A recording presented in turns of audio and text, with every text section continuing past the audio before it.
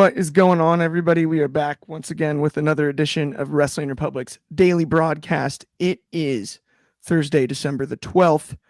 I have excellent news. We are back up and running on Instagram too after a little brief snafu yesterday with all the technical difficulties. So if you were looking for us on Instagram yesterday, we do apologize, but we are so back. And not only are we back, it's a Thursday, so you know what that means. We're going to break down last night's AEW Dynamite. Winter is coming. I guess it's here now that it happened last night. Winter came last night, which I was excited about for sure. It was a fun card.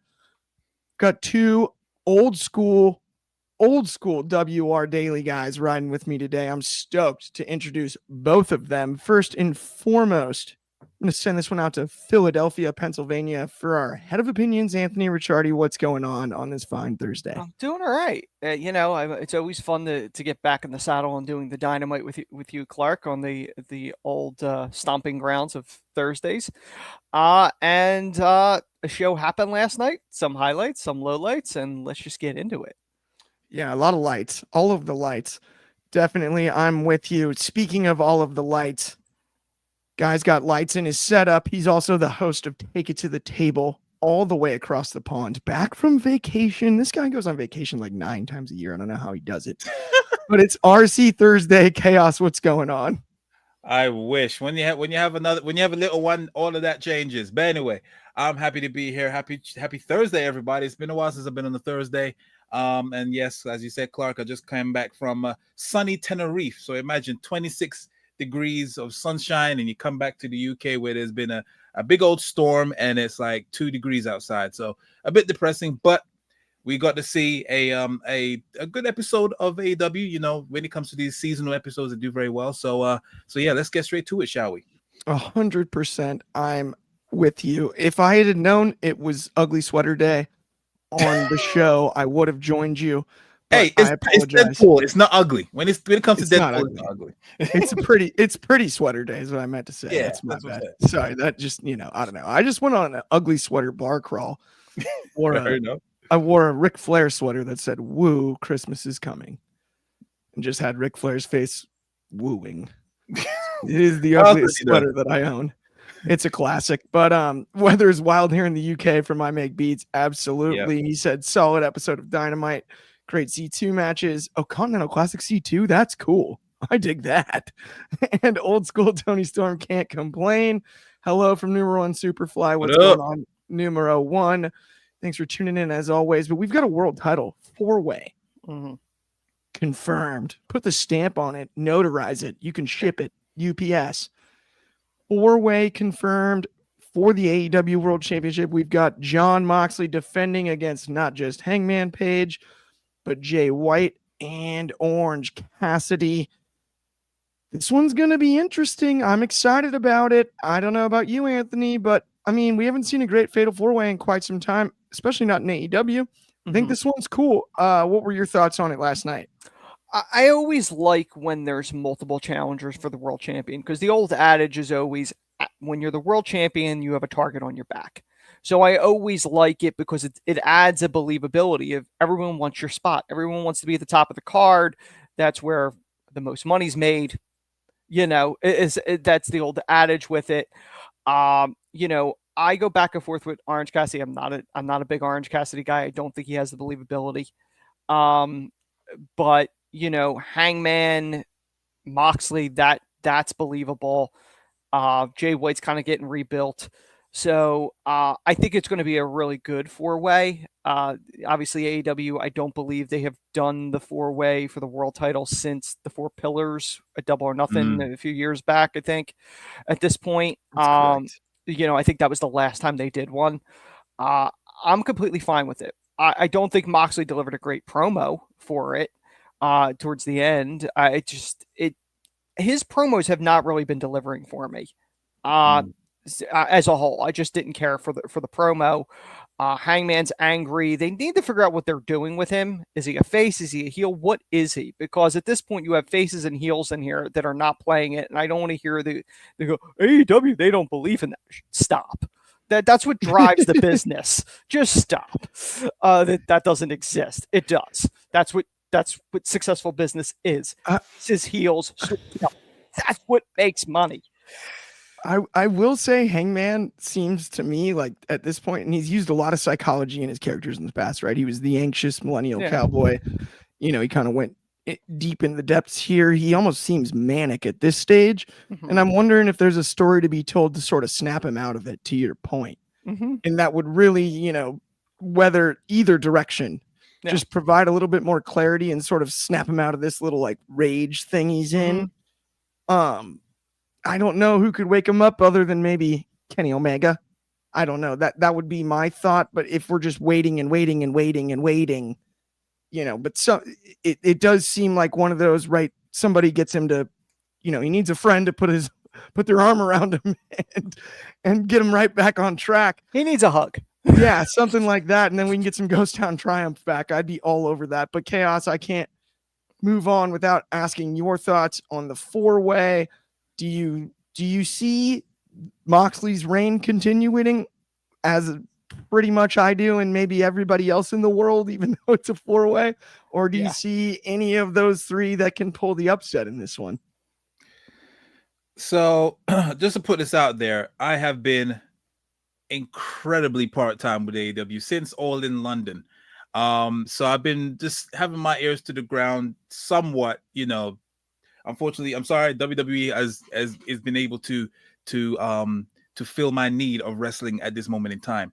So when it came to obviously the stuff with Moxley and the Death Riders, or Mad Max 2.5, whatever you want to call them, I kind of was like in and out of it.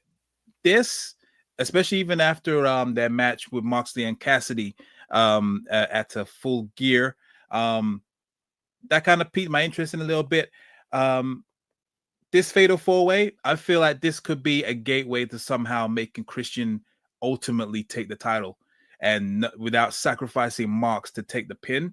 I feel like this is just an excuse to actually do a gateway to do that, because he's still been teasing. He's been having that contract since All in London, and there's no real, you can't really think of a perfect time other than now, where he could probably pick out the weakest person in the bunch, which arguably is probably Orange Cassidy, and make him take the pin, and he just somehow scumbags the title away. And then whatever happens there. And but yeah, the match itself, I'm here for it. One match I didn't think I was gonna be interested in, but I'll be, I don't know if they fought yet. Moxley against Jay White. I'd be nice. Correct me if I'm wrong. I don't know if they've done a one-on-one yet.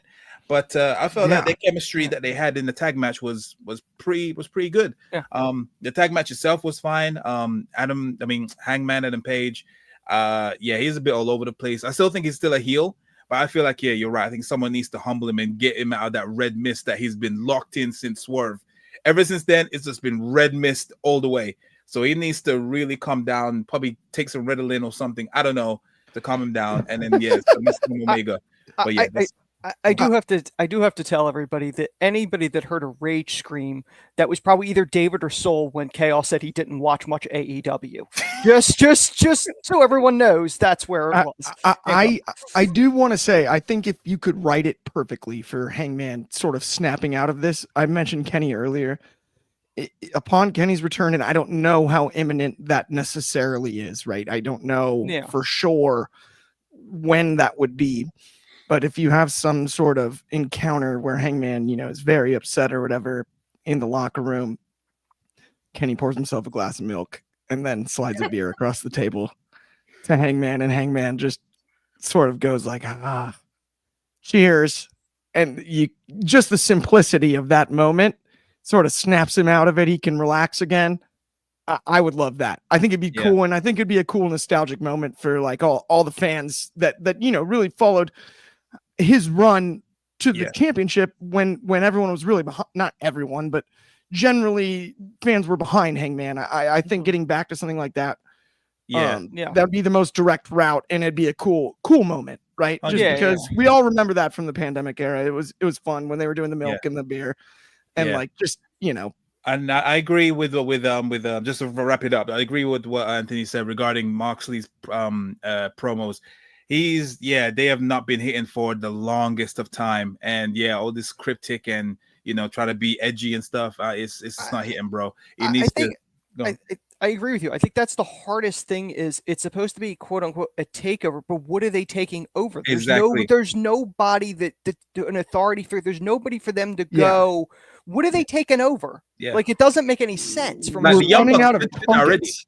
Like, the Young Bucks did that already. It took out TK. I mean, obviously, they're not going to go down it that lasted well. 5 minutes. Yes, Exactly. So it's just like, why are they taking over? It doesn't make any sense. They're no threat. They are no threat. Not as good as the Bloodline. They need to have a more targeted, at least, direction. I couldn't agree more. The funny part, the only two people that are opposing them is Darby and Orange Cassidy, which are the two least threatening people in that locker room to go against this group. Pretty much, yeah. Yeah. All right, let's keep it rolling though here. Let's move on to our next topic. Let's talk about the Continental Classic. Mm-hmm. There we go. The C2, as we saw earlier. Yeah, sorry, I struggled on the finding the graphics thing here. It's a little different than it was before, but either way, we had Claudio Castagnoli versus Will Ospreay. Ospreay picks up the victory via jackknife cover. It was awesome. I dug this match. It was very technical. It was very cool. Mm-hmm. In what I thought was an upset, my favorite Irish wrestler, Rick O'Shea, picks up the victory against Brody King. I did not have that one on my bingo card last night. Interesting. It shakes up both pools, I think, at this point. And Anthony, I'm going to go to you about this one. Yeah. Your opinion on both matches and the direction of this continent. I think they've made a heck of a turnaround on the Continental Classic in relation to the first time around. I don't know if you agree about that. No, listen, tournaments are always fun to watch. Claudio and Ospreay, these are two guys that are incapable of having a bad match. Like they're not. I don't think either one could purposely have a bad match. Like so, you put the two of them together, it's going to be a great match. AEW does not exactly succeed at storytelling, but in a tournament, they really don't have to. So a match for just the sake of a match is fine. So I thought it was a solid match. Ospreay going over does not surprise me at all. When I look at the Brody King Ricochet one, though, my personal opinion on Brody King is I don't understand how no one's really truly gotten behind this guy. He's got a believable look, which is not something you could say about an Orange Cassidy or a Darby, for example. But yet Orange is in a world title match and Brody King is losing in a Continental Classic match. I thought it was a solid match. I thought Brody King should have went over. I get they did the turnbuckle spot to make it more believable that, Brody hit his head, so therefore Ricochet won. But the problem with that was there were two spots in the match. One was Ricochet delivering a shooting star press, and Brody completely no-sold it. Like it was literally nothing. That's a mistake, number one.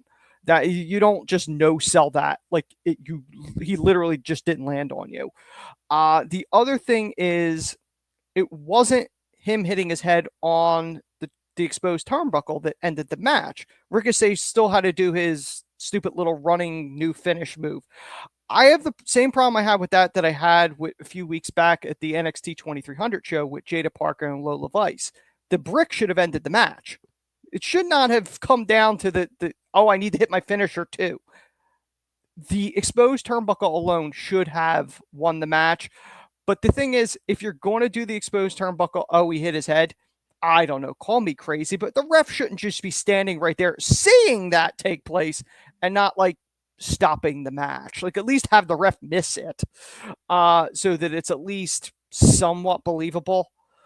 With that, I don't know who's going to win this thing. I do definitely think it needs a boost because Okada has the belt and to me, it has no value right now. Because what's the value? That's the problem. You can create all the belts you want in wrestling. If they don't have the perception that people are vying for this, people want this, and that the belt matters, then it's no different than a fan holding a replica title. It doesn't mean anything. That's the problem. Belts need to mean something in wrestling. They need to get the talent over. You get the belt over at the same time, and then whoever beats you, that person gets over because both the belt and you are over. Right.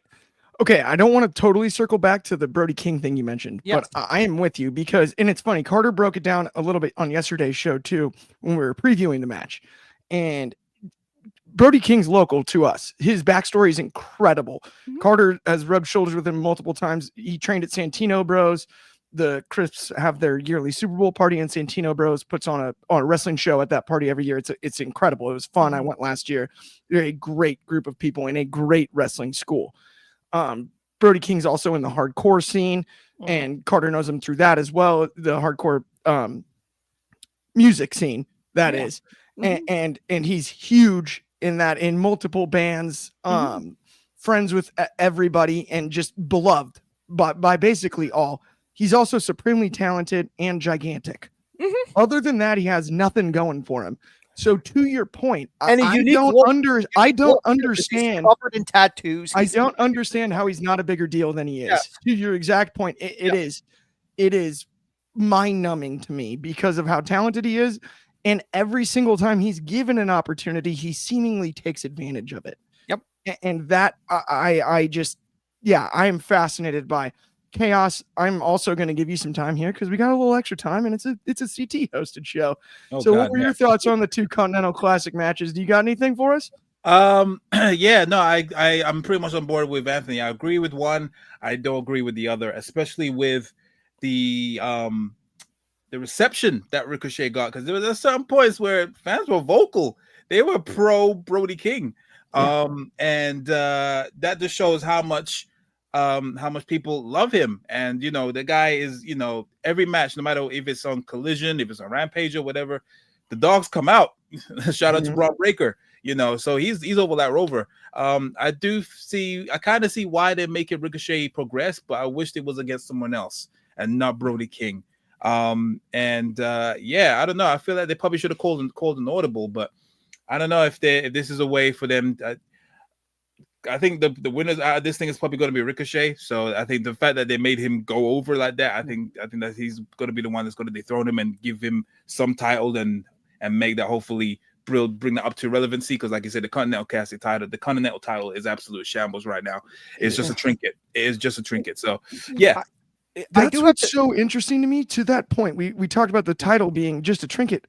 It's weird. The tournament to me is more valuable than the title. Yeah. It's like the tournament. The tournament victory is the big deal, and then the title is just like kind of throughout the year. And then the tournament comes back around, and it's like the tournament matters, but somehow I don't understand the relationship between the title and the tournament. Like it kind of baffles me. I always thought that, like, when they did this, it would be more logical to me that whoever wins, quote unquote, wins the tournament, has the most points, they challenge Okada in the finals. Like whoever is the reigning champion should get a bye to the finals. You know what would be really interesting is if the Continental title, we've always talked about AEW and rankings and how it's worked and not worked, and it doesn't work and it doesn't work. If you only do it in the Continental Classic and that's how you qualify for next year's Continental Classic, and it's the only way you can become the contender for the Continental title, and you kept it real strict like that throughout the year, heck, that may be your solution. I think that I agree with you. I think that's part of the problem. Where is the rhyme or reason why these people qualified? Like Commander's in this. Really? Commander? That's an injury fill-in though, so I will give them a break there. You can't predict injuries. Okay, injury fill-in, fine. But why is he qualified to be in that spot as opposed to somebody else? That's my point. This is where, by the way, if you had the rankings, you could explain that, right? To your point. Yeah, no, that's an excellent call there. I think, and if you made it exclusive to the division, it would just separate it from the rest of the show in a way that makes it stand out. So you could hold that. Because, I mean, it's been what? Okada's held the title for this long, and then now he just has to compete in the tournament like everybody else? Yeah, I mean, Eddie, he beat Eddie Kingston for it. Yeah. And clothesline versus backslap. Yeah. Well, they made this because it's just how they treat him. They made him a comedy character and a bit of a meme. So if they actually made him more credible, like he was in New Japan, then we wouldn't have this conversation. That's the funny part. I know we've talked about this before, at least off there. But if he would have went to WWE and went to NXT and was the foreign exchange student for Chase University, we would have never heard the end of it. But because AEW is doing, he's saying this catchphrase, and now it's like, oh no, it's fine. Really? Yeah. Yeah. 100%. Okay, let me talk quickly to everybody about Progress Wrestling. Let's pay some bills here. Let's talk about Demand Progress Plus. If you haven't already checked it out and you're watching the show, we know you're a wrestling fan, so you're going to love this. First off, it's one of the best tape libraries you're going to find. You can see all of your favorites and where they cut their teeth in this industry. So many great matches, and the current product is off the charts. Every chapter just gets better and better. And not only that, we're going to give you a discount. Use the code WATCHPROGRESS1 to get 50% off your first month on Demand Progress Plus, the home of Progress Defy, and many more promotions. One more time on that code. That is WATCHPROGRESS1, 50% off your first month. We assure you it is worth it. But let's keep it rolling on today's show. Let's get right back into it, because I've been waiting to say this for a long time, my friends. Finally, we're gonna pay off this storyline. It's MJF and Adam Cole. We got the match. It took us a long way to get here. We took the scenic route, to say the very least, and the scenes weren't as good as advertised. It was more of a desert drive than an ocean drive. That's all I'm saying. If you know what I mean, you know what I mean when it comes to that. But Adam Cole will face off against MJF. He defeats Kyle O'Reilly, his former stablemate from the United Empire, Chaos. Which one's really the devil, and how do we pay this off after a year of shenanigans? I don't know if Chaos has enough time. I don't. I genuinely don't. I might have to bring this to the table.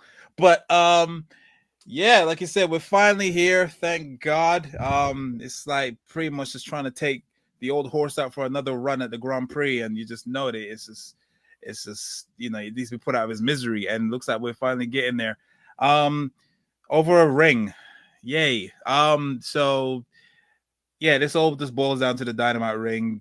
Does this bring me any interest to it? Nope. This thing should have been killed off and left after MJF gave Adam Cole the brainbuster, and then just move on. But yeah, let me just go back. The match was more interesting. The match was very. I enjoyed it between them two. I know they fought each other before in NXT. I felt like I was heavily invested in when they were feuding in NXT. But yeah, this was probably their best one. This one beats their rivalry that they had in or their matches in NXT. Good counters. Cole looks like he's getting back to his old self, and yeah, Kyle O'Reilly put in that work. And obviously there was attempted shenanigans by MJF. You know, he tried to interfere and he just got slapped down off the ring. And yeah, Adam Cole gets the win. So yeah, this is gonna be it. I hope Adam Cole actually gets his W on MJF, because yeah, like MJF has had this ring for 4 years now in a row. It's time to have someone else on it. And you know, just give Adam Cole something other than being the Owen Hart Cup winner. You know what I mean? But yeah, I'm here for it. Let's just hope the match actually lives up after all this time and how convoluted it was. And if it doesn't, boy, this is gonna be on my top 10 worst list of feuds of the year. You have my word on that. It'll be in the top 3. So yeah, I'm in agreement, other than one thing. MJF needs the 6 rings. Michael Jordan. It has no, he does not touch Jordan. No. 6 rings. 6 rings. He needs his 6th ring. No, Give him the 6 rings in the pose. I want the t-shirt. I want it. I want it so bad. I Make Beats said Kyle got some good graps. Yeah, dude. The guy's a 100%. real life jiu-jitsu practitioner. He's unbelievable. Kyle O'Reilly's talent, I think, is as underrated as anybody's. He's got a lot of Bryan Danielson in him. No joke. Yeah, 100%. He does. Yeah, he does. Also the ending, obviously, you know, he tried to shake his hand. Well, Cole tried to shake Quick outside, and he walks off. Yeah, I don't know where that's going to lead. He still doesn't trust him. I hope they're going to do I kind of hope they don't do the typical route that Kyle turns heel, because we're kind of seeing that already with Kyle Fletcher and Will Ospreay. That kind of thing has already played out. Yeah. You mean you're going to add another layer of convolution to this? Yeah, why not? Yeah, Anthony, talk to us about some convolution here. What do you got with MJF and Cole? Without a doubt, in all the years I've been watching wrestling, this is the most convoluted, dumb story they've ever done. I mean, it's literally an angle where this guy was literally revealed as the devil, but he's the good guy in this scenario now because they just decided. No, listen, Adam Cole and Kyle O'Reilly, to me, and I legitimately mean this, is guys that are best friends outside the ring.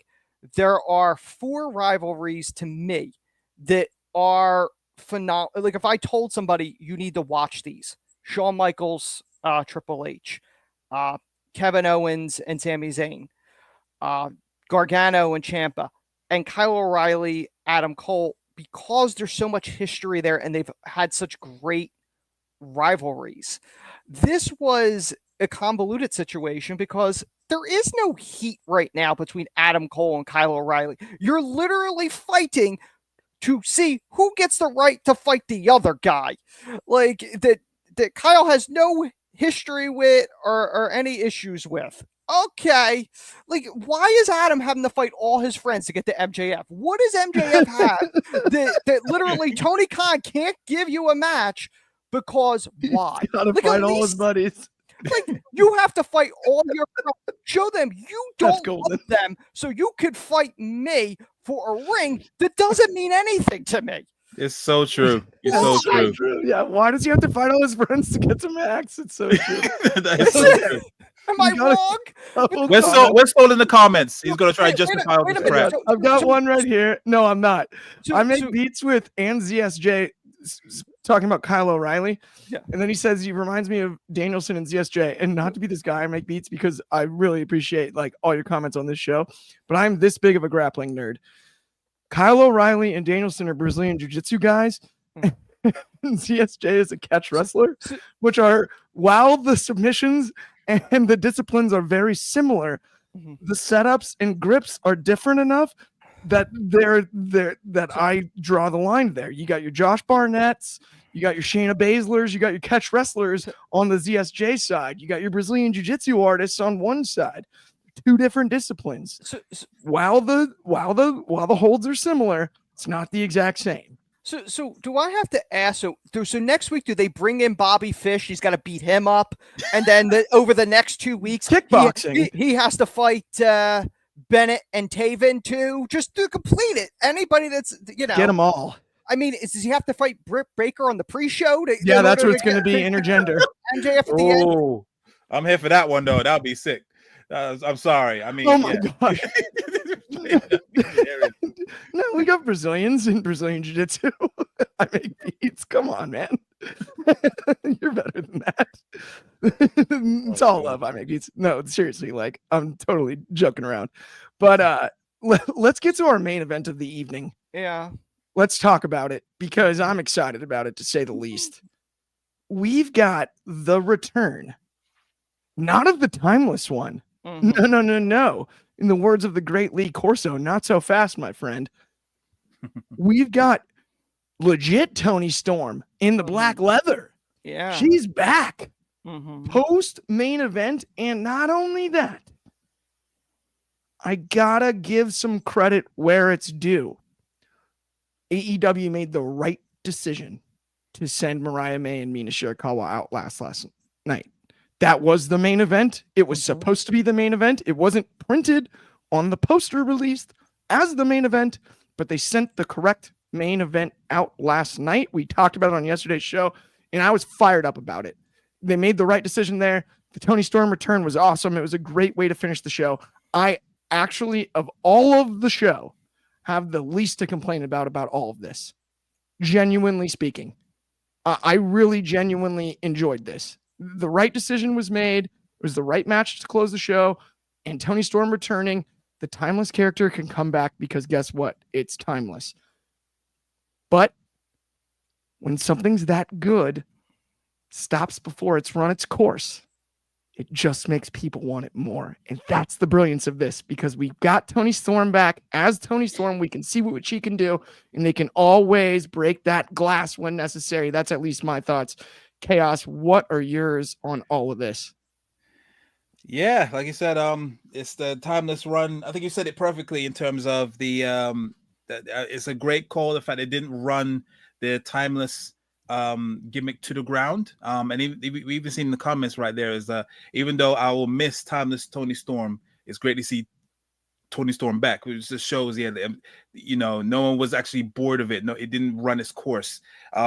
Leave it to a point where people will be clamoring back, or when she does actually, tease it coming back, it's gonna get a huge pop. Timeless Toni Storm is retired, and Miss Cakes Toni Storm is back. So I'm probably gonna get in trouble saying that, so sorry, but the match itself was great. It was the right main event. It was the right call. I'm sure the feminist wrestling fans would be like, "Yay!" But it was a great match, and that's the one you're gonna get in trouble. That's the one you're gonna get in trouble. I love winding them up. You were fine on the first one. Right about now, he was all good, and then he was like, "Nah, I'm in my bag." That wasn't controversial enough. Chaos. Watch this. Right about now, you have a 5-paragraph message from David. Sit back and watch this one. Yeah. He's just like, I couldn't help it. I was having evil voices in my head. It was just like, do it. He's hearing voices in his head. Listen, you listened to the Deadpool. Is what you did. You That's listened what to I the did. Merc with Exactly. the mouth. Yeah, that was wild. That's like Ryan Reynolds. That escalated so quickly. I know. I'm a bad boy. Anyway, this might be the last time continue. you see me here. So I just wanted to say it was a great time with you guys. But yeah, before I get cut off and it goes on mute, it was the match was fun. I'm glad it main evented. That's why I kind of like these seasonal shows that AEW does. They always put their best shows on there. This show was no different. And it was a welcoming surprise. You saw the reaction from everybody. Will she be the one to take the title back? I mean, I guess so. I mean, she is probably the strongest person out of anyone right now that is a worthy contender to probably take it. But I don't know if everyone's eager to see another title reign so soon from Toni Storm. I think she'll probably be the closest. And then go to different pastures. But I'm excited to see their feud. It was one of the feuds of the year for AEW between Mariah May and Toni Storm. And it was a great pop, great return. Love it. So I'll shut up now. 100%. No, you're good. And I make beats in the comments here with just shows with Toni, no matter the character, she's over. And then Rosario, also a great friend of the show. You guys think she should take back the belt? So I'll answer both of those really quickly. Yes, I think Toni Storm should. Oh, okay. I think she should. And I think here's why. What Toni Storm accomplished with the Timeless character was she tapped into a level of storytelling we haven't seen in a long time. No matter the division, women's division, men's division, AEW, WWE, New Japan, she nailed that. That was a television character. That was out of a movie. I'd be more fearful of her going to Hollywood than I would be her going to a different company. Genuinely, even when the retirement was announced. Mm-hmm. Sincerely, that's how quality the character work was. Mm-hmm. Now she's back as Toni Storm and closer to herself. Mm-hmm. But the lessons that she learned over that year plus span playing that character when it comes to storytelling don't go away. And you can tell a redemption story against Mariah May that is off the flippin' charts. Like, you can absolutely get Toni Storm to a spot where it's like we are so for her. And if you think about it, is not that long ago since what did Charlotte put a pie in her face on WWE on SmackDown? Mm-hmm. It is not that long ago. That is a low point. Mm-hmm. That is a low point in almost anyone's career. What she has done since then has been nothing short of sublime. Mm-hmm. And I think she deserves her props for that. And she deserved the pop she got last night for her return. 100%, because she's more than earned it. You want to talk about turning around a bad situation, looking in the mirror and going like, no. It's going to be better than this. Other than maybe Swerve Strickland, I have not seen anybody that's gone from WWE to AEW and elevated themselves further than Toni Storm. And so I'm at the point where I kind of trust the direction with her because she's that dang good, I think. Mm-hmm. Now, obviously, Anthony, I got to give you some time on this one. Yeah. Are you in agreement on Toni Storm potentially winning the title? What'd you think about the return? And then also Mariah May obviously does retain the title against Mina Shirkowa. Yeah, I agree with you. Like, realistically, the two people that have come over from WWE that their stock actually rose is Toni Storm and Swerve. Everyone else, their stock either went down or stayed the same. I'm sure that'll piss some people off, but it's the truth. As far as the Toni Storm thing, I feel like AEW did the same thing 2 years in a row. They changed the women's title to somebody to get a pop from the local crowd, and the title reigns after that came of that were weak. I don't think Mariah May's title reign has been great at all. There needs to be a new champion. If it wasn't going to be Toni Storm, it should have been Thunder. It could have been Thunder Rosa, which, by the way, I love the fact Thunder is at ringside. She somehow still had a WTF sign to be prepared. Isn't that convenient? But no, seriously, the Toni Storm character, the timeless character, is probably one of the best characters to come out of AEW and was one of the best characters in wrestling all year. And a lot like, not that it's exactly comparable, but you look at somebody like The Undertaker. He always tried to stay the head of the curve and change the character before, quote unquote, it got stale. So if you could not evolve the timeless character at this time, you could not think of another way to move the character on. Whether, I think Clark, you and I had talked about off air at different points, maybe a more deranged, timeless one that she's broken, stuff like that. If you didn't want to go that route, it does make sense to go back to the classic, same way Undertaker went back from the biker to the dead man, and she could kind of do that either or. The only thing is, this Toni Storm that has the classic look, that needs to evolve too. It cannot be exactly the same the way it was, right? Because that's how things get stale. So it needs to be different. It could be the same, but it needs to have some elements of difference to it, that there's an evolution. That's how characters succeed in wrestling. They always evolve. They always change so that you don't get stale and that the audience still stays interested in it. I would 100% give it to Toni Storm. I would love to see Toni Storm and Thunder Rosa, whether they want to go three-way and do all three of them, they could do that. But yeah, I think the Mariah reign, it kind of needs to end, because at this point she was just cosplaying Toni Storm, the timeless character, instead of evolving. Like they started this story like the Trish Stratus, Mickie James. Oh, she's mimicking Trish, but Mickie came into her own. I don't feel Mariah has, and I could be wrong here, but like I don't see an evolution in that character from when she was buddies with. I could not agree more with you on that, but one point I do want to make, Anthony, and I think you'll agree with this. I've been begging for the last few years, somebody work us. Work us. Yeah. Somebody do that. Toni Storm went in the mainstream media and retired. Yeah. And that was timeless Toni Storm retiring. Yes. That was freaking brilliant. That's as close as anybody's gotten. That's as close as anybody's towed the line of actually getting us. Because for a second you were like, wait a minute.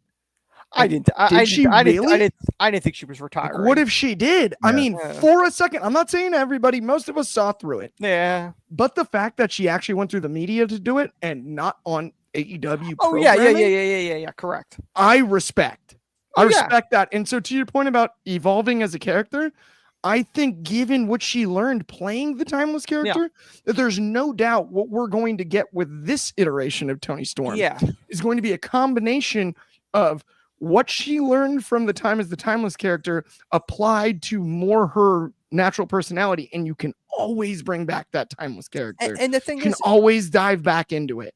Listen, Mick Foley had 3 gimmicks that he would go to all times. So Mick Foley is the perfect example. So she could absolutely do that character, another character, create a third character if she wanted to. And they're all main eventers is the most impressive part. But yeah, I do think, I don't know if even right this second we're in a position where we can quantify just what she kind of accomplished with that character, because it was such a drastic change.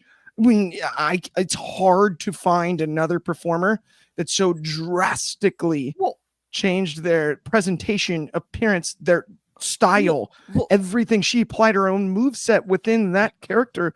She sold like that character. But you could see the impact she made, because the moment she was off TV, there was that void in that division. Yeah. Like and that's a problem you didn't have anybody else to take up the mantle. Absolutely. While she was gone. Absolutely. Yeah. I couldn't be more in agreement. Chaos, what were you gonna say there? No. I totally agree. I mean, like, she was a huge void. I also didn't think that she was going to retire. Obviously, there was some clues that in terms of when she lost the title at All In, she literally walked in the middle of the street, and then she was on a losing streak elsewhere, and then you just wonder what was going on. So no, it was a perfect work. What definitely helped is that she did it in mainstream media. But yeah, I didn't think she would she's young. She's like 28 or something like that. I mean, which is unbelievable. Because she's been a household name for nearly a decade now, and that's kind of crazy to think about because she's still that young. I mean, either way, that does probably bring us to the end of the show, though, my friends. Thank you so much for tuning in. As always, if you haven't hit that thumbs up, that like, and subscribe, please do. On behalf of me, Clark, Anthony, and Chaos, and everybody at WR, thank you so much. I know we've got new episodes of Take It to the Table coming up soon. It's the holiday season, so we got gifts to unwrap. We've also got episodes of Sold Separately on the way. Sunday Night Spotlight, all kinds of good stuff. And of course, the daily broadcast every day, same time, same place. That's noon Pacific, 3 in the East, 8 o'clock over in the UK, and that's 9 a.m. in Hawaii. For my friends out there, have an excellent Thursday. We will talk to y'all soon. Peace. Peace.